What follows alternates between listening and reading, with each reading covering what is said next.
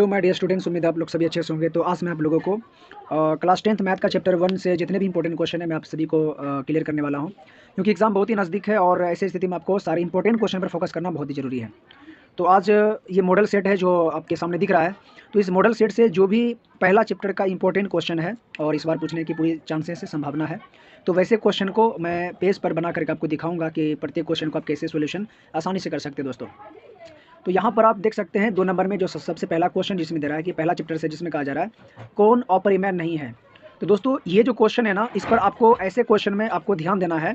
यहाँ पर परिमेय पूछ रहा है या अपरिमेय पूछ रहा है, ठीक ना, ये आपको ध्यान देना है। आप कह रहा है कौन अपरिमेय नहीं है। अपरिमेय नहीं है का मतलब क्या परिमेय है, यानी कि चुनना आपको इसमें से कौन परिमेय है। ओके, तो √7 क्या है, अपरिमेय है। √2/√5 क्या है, अपरिमेय है। √3/√7 क्या है, अपरिमेय है। √75/√48 ये जो है अब परिमेय है को अपरिमेय है, तो इसको सॉल्यूशन करना होगा ना। तो इसके लिए हम पेज रेडी रखेंगे। ओके, पेज पर आपको बना करके एक बार टेस्ट कर लेना है। तो आपको क्या करना है, 75 को आप क्या लिख सकते हैं, या फिर ये भी सोचिए कि किस पारा में 75 आता है, समझ रहे हैं ना। तो आपको पता है 15×5 = 75 होता है ना, और 48 किस पारा में आता है, 48, तो ये आपका आता है 12 पारा में, 12×4 = 48। ठीक, अब इसको थोड़ा सा और एक्सप्लेन कीजिए। तो 15 का आप क्या लिख सकते हैं, 5 × 3 गुने क्या हो जाएगा 5। और आप इसको क्या लिख सकते हैं, 12 को आप लिख सकते हैं 3 × 2 × 2, या 12 को लिख सकते हैं × 4। तो इसको या 3 × 4 भी रहने दीजिए, कोई बात नहीं है।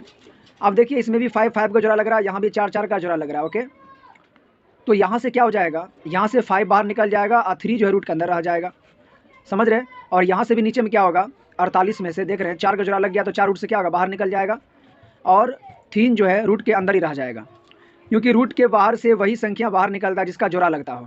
तो जब हमने 75 का गुणनखंड किया तो वो हो गया 5 × 3 × 5, तो इसमें से 2 5 में 1 5 बाहर निकल गया और एक रूट अंदर में रह गया। यहाँ भी जब हमने 48 को गुणनखंड किए तो वर चौके 48 होता है, तो यहाँ पर हो रहा है 3 × 4 × 4, तो 4 जोड़ा लग गया तो बाहर निकल जाएगा, 3 जो है रूट के अंदर ही रह जाएगा। तो यहाँ से √3 कट जाएगा और आ जाएगा 5/4। और आपको पता है कि 5/4 जो P/Q के रूप में वो आपका क्या होता है दोस्तों, वो आपका होता है परिमेय संख्या। तो इसका मतलब क्या हो गया, ये जो आपका डी नंबर ऑप्शन है वो क्या हो जाएगा, परिमेय संख्या। यानी कि करा कौन अपरिमेय नहीं है, तो मतलब ये अपरिमेय नहीं है क्योंकि ये परिमेय है। चलिए चलते नेक्स्ट क्वेश्चन पर। ओके दोस्तों, एक क्वेश्चन यहाँ पर दिख रहा है जिसमें कहा जा रहा है निम्नलिखित में किसका दशमलव प्रसार शांत नहीं है। शांत नहीं है का मतलब क्या, अशांत है, समझ रहे हैं ना। तो दोस्तों सिंपल याद रखना है, शांत वही होता है जिसके हर का गुणनखंड जो है किस रूप में होना चाहिए। तो मैं आपको बता रहा हूँ दोस्तों, आपका होना चाहिए इस रूप में, आपका किस रूप में होना चाहिए, तो 2m × 5n के रूप का होना चाहिए आपका हर। यदि इस रूप में आ रहा है तो आपका क्या होगा, शांत है, नहीं तो क्या हो जाएगा, अशांत। तो यहाँ पर 8 को क्या लिख सकते हैं दोस्तों, 2/3 आप लिख सकते हैं, मतलब 2/m के रूप का हो रहा है। 15 को क्या लिख सकते हैं, 3 × 5 देख लेते हैं, 6 है तो 6 को लिख सकते हैं 2 × 3, और 15 को क्या लिख सकते हैं 5 × 3, 3 3 कट गया, क्या आ गया 2/5। तो ये भी नीचे में हर क्या आ रहा है, 5 आ रहा है, मतलब ये भी क्या है आपका, शांत है। ओके, इसकी बात करें दोस्तों तो 17 से देखते हैं क्या ये कट रहा है, क्या तो क्या हो जाएगा 17 × 51, और ये भी नहीं कट रहा है। और इसको 512 को जब हम लिखते हैं तो 2 दूनी 4, एक इधर आ गया, 2 5 10, एक इधर आ गया, तो 2 6 12, और 256 किसका होता है, 16 होता है। यानी दो का ये सभी सम हो रहा है, ठीक ना। तो यहाँ से देख रहे हैं ये 2 का ही सभी गुणनखंड है, तो 2 आ रहा है, 2 के अलावा यहाँ पर कुछ भी नहीं आ रहा है, ठीक ना। तो इसका मतलब है आपका ये भी क्या है, शांत है, समझ रहे हैं, ये भी शांत है, ये भी शांत है, ये भी शांत है, और ये हमारा क्या है, अशांत है, ठीक ना। क्योंकि यहाँ पर 343 है, 343 में कभी भी 2 नहीं आ सकता। ओके, ये 2 का गुणनखंड नहीं हो सकता, ना ही 5 का गुणनखंड है। तो इसका मतलब आपका ऑप्शन नंबर क्या हो जाएगा, डी, ये क्या हो जाएगा, अशांत हो जाएगा। तो दोस्तों नेक्स्ट क्वेश्चन की बात करें तो इसमें कहा जा रहा है कि भाज्य ए और भाजक v के लिए a = VQ + R में R के लिए कौन सा सत्य है। तो इस प्रकार का भी सवाल काफ़ी ज़्यादा एग्जाम में पूछा जाता है, तो ऐसे सवाल पर फोकस करना है। तो यहाँ पर दोस्तों इसका आंसर क्या हो जाएगा, इसका आंसर हो जाएगा सी, यानी कि R का मान जो है क्या होता है, R किसको बोल रहे हैं, त्रिज्या को, सॉरी त्रिज्या बोल रहे हैं, शेषफल को। तो शेषफल जब भी होगा वह हमेशा या तो 0 के बराबर होगा, शेषफल क्या होता है, या तो 0 बचता है लास्ट में, या तो वह क्या होता है 0 से बड़ा होता है, 1 2 3 4 कुछ भी होता है। लेकिन R का मान कभी भी 0 से छोटा नहीं हो सकता, नेगेटिव -2 -1 ऐसा नहीं हो सकता। ओके, और R का मान हमेशा V किसको कहा है दोस्तों, भाजक को, ठीक ना। तो भाजक किसको कहा जाता है, तो इसको कहा जाता है भाजक, और इसको क्या कहा जाता है, भाज्य। ओके, तो भाजक से हमेशा R का मान क्या होना चाहिए, छोटा, मतलब R का मान 20 से भाजक से क्या होगा, छोटा होगा, ठीक ना। छोटा होगा तभी तो भाग नहीं लगेगा ना, नहीं तो बड़ा होगा तो क्या होगा, भाग लगते जाएगा, शेष कभी बचेगा नहीं, क्या बचा है, ठीक। तो शेषफल जो हमारा आएगा, शेषफल का मान हमेशा 0 से बड़ा होगा या तो 0 के बराबर होगा, लेकिन 0 से छोटा नहीं हो सकता। और r का मान हमेशा क्या होना चाहिए, भाजक से छोटा होना चाहिए, क्योंकि जो शेषफल बचता है वो हमेशा भाजक से क्या होगा, छोटा होगा, यानी इससे क्या होगा, छोटा होगा। जैसे ये 2 है और मान लीजिए ये 5 है, तो क्या हो गया, 2 दूनी 4, तो यहाँ पर क्या होगा, शेषफल आ गया 1। तो देखिए भाजक जो है, भाजक से शेषफल का मान क्या आ गया, 0, सॉरी 1 आ गया है।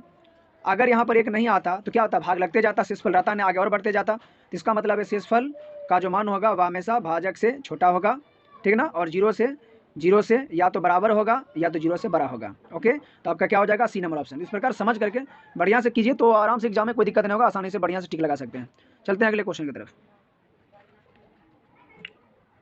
एक दोस्तों ये क्वेश्चन है जो आपके एग्जाम में बहुत बार पूछा जाता है, जिसमें आपको बटा के रूप में दे दिया जाता है और ये 2 नंबर आपको पूछा जाता है कि इसका दशमलव प्रसार ज्ञात करें। ये पहला चैप्टर का क्वेश्चन है। तो इसमें सिंपली आपको क्या करना पड़ता है, इसको इससे भाग देना पड़ता है, ठीक ना। और इसको भाग देने के बाद जो आपका भागफल होता है वही आपका इसमें आंसर होता है। ओके, यानी वही इसमें आंसर हो जाता है। तो सिंपली क्या करना है, इसको इससे भाग आपको लगाना और कुछ नहीं, नीचे वाले को ऊपर वाले से भाग लगाना पड़ता है, ठीक। भाग देने के बाद जो भी आपका जो है क्या करा, दशमलव प्रसार ज्ञात करें, यानी कि जो आपका भागफल आ रहा है वो आपको दशमलव के बाद 2-3 संख्या तक जहाँ तक जाए, अगर पूरा कट जा रहा है तो ठीक है, नहीं कट रहा है तो दशमलव के बाद 2 से 3 अंकों तक जो भी संख्या आएगा उसको लेकर के लिख देना है और वही आपका आंसर हो जाएगा। चलते हैं अगले क्वेश्चन की तरफ। एक ये क्वेश्चन है दोस्तों 4 नंबर, जिसमें कहा जा रहा है कि सिद्ध करे कि 3√2 एक अपरिमेय संख्या है, ठीक ना। तो इस क्वेश्चन पर भी आपको ध्यान देना है, काफ़ी इंपॉर्टेंट क्वेश्चन। एक ये सवाल को आपको देख लेना है दोस्तों, पहले क्वेश्चन के पहले चैप्टर से है, जिसमें कहा जा रहा है आपको 5, 15 और 20 के लॉसो और मौसों का अनुपात है। काफ़ी इजी सवाल है दोस्तों, इसको बिल्कुल आप गुणनखंड के रूप में निकाल करके आप बना सकते हैं। जैसे यहाँ पर 5 है तो ये तो 5 ही रह जाएगा ना, 15 को क्या लिख सकते हैं, 5 गुने 3 लिख सकते हैं। ओके, और 20 को क्या लिख सकते हैं, तो 5 गुने 2 लिख सकते हैं। तो यहाँ पर आप देख सकते हैं मौसों क्या आ गया है, तो मौसों आ गया है 5, और लॉसो जो होता है ना, जिसको हम कहते हैं लॉसो, तो मौसों जो होता है ना उसमें से एक को बाहर करते हैं और बाकी जो है सबको ले लेते हैं। इस प्रकार हम क्या निकालते हैं दोस्तों, मौसों। तो 5 दिया 15, 15 दूनी 30 और 30 दूनी 60। तो यहाँ पर क्या कर रहा है, लॉसो मौसों का अनुपात क्या होगा, तो लॉसो कितना निकला है 60 और मौसों कितना है दोस्तों 5। तो कितने बार में ये कट रहा है दोस्तों, ये आपका कट रहा है 12×5=60 होता है ना, 12×5=60, ये 12 बार में कट जाएगा, यानी कि 12 बटे क्या होगा 1, यानी कि 12:1 आपका क्या होगा, आंसर होगा। क्या होगा दोस्तों, सॉरी यहाँ पर आपको दिखने रहा था 12, यहाँ से 5 बार 5 से कट जाएगा, 5 एकम 5, 5 दूनी 10, 12 बार में, और 12 बटे क्या हो जाएगा 1 और 12:1 क्या होगा आपका आंसर हो जाएगा, ऑप्शन नंबर डी। ओके, तो इस प्रकार बिल्कुल इसी तरीके से बना सकते हैं। तो दोस्तों यहाँ पर आपको ये भी सवाल पूछ रहा है कि 3.27 पर रेफरिंग जो है करा कि ये क्या है। तो दोस्तों ये आपको बता दें कि ये क्या है, परिमेय संख्या, इसको क्या बोला जाता है, परिमेय संख्या। जिस संख्या पर रेफरिंग आ जाए ना तो वो क्या आपका होता है, परिमेय संख्या। तो आपका ऑप्शन नंबर बी हो जाएगा, इसको भी थोड़ा याद रखें। और यहाँ पर तो देख सकते हैं, यहाँ पर जो है करा इतना को दशमलव के रूप में 6.77 को लिखा जा सकता है, यानी कि 0.67 को लिखा जा सकता है इस रूप में। कैसे, तो सिंपल है दोस्तों, ऐसे सवाल जब भी आए ना तो क्या करना है कि 0.67, और जब ये पॉइंट को आप उड़ाते हैं तो नीचे में क्या आ जाता है, एक जब 2 अंक के बाद दशमलव होता है ना तो नीचे में 100 आता है, तो हो जाएगा 67 बटे, समझ रहे ना। और 100 को आप क्या लिख सकते हैं, 100 का जब आप निकालिएगा तो यहाँ पर आ जाएगा, आपको पता है क्या होता है, 100 का जब गुणनखंड निकालते हैं फैक्टर, तो आपका हो जाता है 50, आ जाता है 25 और आ जाता है 25, यानी कि 2 पर पावर 2 और गुने 5 पर पावर 2 इस रूप में आ जाता है। तो देखिए यहाँ पर कहाँ है, तो यहाँ पर आपको मिल गया दोस्तों। तो इसका ऑप्शन नंबर क्या हो जाएगा, बी आपका आंसर हो जाएगा। तो इस प्रकार बिल्कुल इसी तरीके से क्या कर सकते हैं, आप बना सकते हैं। ओके, तो यहाँ पर कह रहा है दोस्तों, अब ये आपसे देखिए एक सवाल पूछ रहा है, यूनिक 8 पर पावर 0 गुने 2 पर पावर 0 बराबर वाट। तो मैं आपको बता दूँ, कोई भी संख्या पर पावर 0 का मान क्या होता है दोस्तों, 1 होता है। अब बनाते जा रहे हैं, आप एकदम इसको नोट करते जाए, क्योंकि सब पर ध्यान देना आपको बहुत जरूरी है दोस्तों, समझ रहे ना। यही सब सवाल में बच्चे फंस जाता है। यहाँ देख सकते हैं 8 पर पावर 0 का मान कितना, 1, गुना है तो गुना, 2 पर पावर 0 का मान कितना, 1, तो क्या होगा 1 कम 1 आंसर हो जाएगा। इसका आंसर क्या होगा, वी ऑप्शन हो जाएगा। ओके, किसी भी संख्या में पावर 0 का मान क्या होता है, 1, तो 1 गुना 1 क्या हो जाएगा, 1 आंसर। ओके, तो दोस्तों अभी जितने क्वेश्चन हमने बोला इस सारे क्वेश्चन पर ध्यान दें और इस क्वेश्चन को बार बार प्रैक्टिस करते रहें आप, क्योंकि इस टाइप के सवाल ही आपकी एग्जाम आएगा, पहले चैप्टर नहीं हुई है। बस जितने क्वेश्चन आपको टिक लगाया जा रहा है, बताया जा रहा है, ऐसे क्वेश्चन को आप बार बार बनाते जाइए, प्रैक्टिस कीजिए, ज़्यादा नहीं, हर एक चैप्टर से 5-10 क्वेश्चन को बनाते चलिए, ठीक ना। भले क्वेश्चन में नंबरिंग अलग अलग हो, लेकिन बनाने का तरीका यही रहेगा और आप ये सब क्वेश्चन आपके एग्जाम से जरूर टकराएगा, इस सब एग्जाम में जरूर आएगा दोस्तों। तो फिर मिलते हैं आप लोगों से नेक्स्ट वीडियो में अगले चैप्टर को लेकर के दोस्तों, तब तक के लिए जय हिंद, जय भारत।